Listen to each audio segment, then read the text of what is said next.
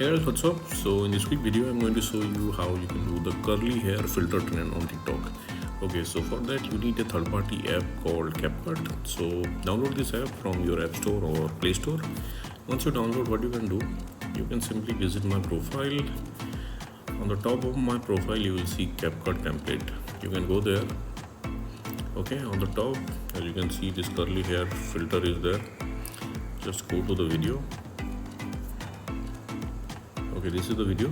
So on the bottom left corner of the video, you will see CapCut. Try this template. You just have to tap there. Okay, you will be directed to this page. Now here, tap on Use Template in CapCut. Okay, you will be directed to CapCut. So here on the bottom of the screen, you will see Use Template. It's a premium template, so you will be needing 39 credits. So hit Use Template. Okay, now choose a picture from your camera roll. Let's go with this one. Hit Next.